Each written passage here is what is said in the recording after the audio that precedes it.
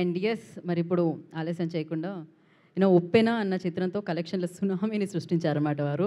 So director Buchibabu గారిని మాట్లాడాల్సిందిగా కోరుకుంటున్నాం. అందరికీ నమస్కారం అండి. నా వెనకాల మా గురువు గారు ఉన్నారు, గురూజీ. పక్కన మేడం కూడా ఉన్నారు, లేకపోతే చెప్పబోతే తిడతారు. మేడం ఇంకా అంటే నేను కానీ దసరా శ్రీకాంత్ కానీ మన అజ్జుభయ్య కానీ మీ అందరూ ఇలా వచ్చామంటే, డైరెక్టర్స్గా వచ్చామంటే, అందరూ కార్తీక్ గారు కానీ అందరూ వచ్చామంటే కారణం ఒకే ఒక పర్సన్ అండి, సుకుమార్ గారు. అంటే సెట్లో మొదటిగా అడుగు పెట్టిన మొదటి రోజే నువ్వు డైరెక్టర్ రా అంటారు ఆయన. నేను డైరెక్టర్ అయితే అనుకుంటాం, అంటే నువ్వు డైరెక్టర్ అయితే సినిమా ఎలా తీస్తావో అలా తీ అంటారు. సుక్కు సార్, మీ దగ్గర నుంచి ఇంకా చాలామంది వచ్చేస్తారో నాకు తెలుసు, దాంట్లో తిరగలేదు. నాకు తెలిసి ఈ జనరేషన్లో ఇంతమంది డైరెక్టర్స్ని తయారు చేసే పర్సన్ ఎవరినో ఉన్నారంటే ఇంకొకరు కూడా ఉండాలని కోరుకుంటాం. కానీ మా గురువు గారి దగ్గర ఇంకా చాలామంది ఉన్నారు, వస్తూనే ఉంటారు. ఎప్పుడో గోవాలో ఉన్నప్పుడు చెప్పారు, ఒరే సుకుమార్ రైటింగ్స్ అని బ్యానర్ పెడతారనుకుంటున్నారా అని.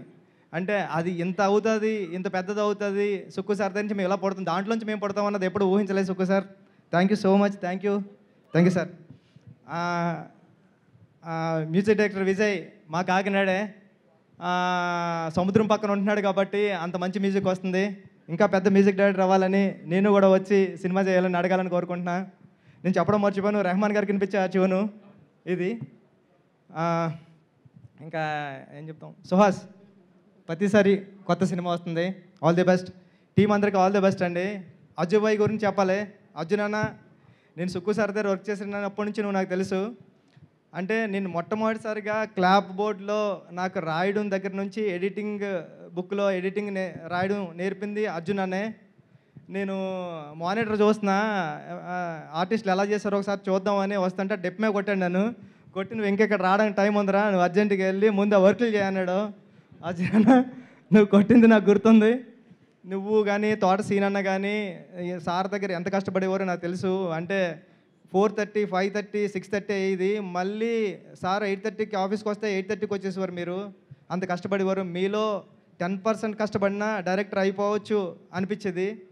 ఆ 10%తోనే అయ్యాను డైరెక్టరు. మీరు 100% ఎఫర్ట్స్తో వస్తున్నారు. మీరు ఇప్పుడు ఎంత పెద్ద డైరెక్టర్ అవుతారో నాకు తెలుసు. ఎందుకంటే మీ కష్టం చూశాను. మీరు మాట్లాడుతుంటే నేను ఎమోషనల్ అయిపోయాను ఇప్పుడు. అంటే నాకు ఏడుపు వచ్చింది అక్కడ.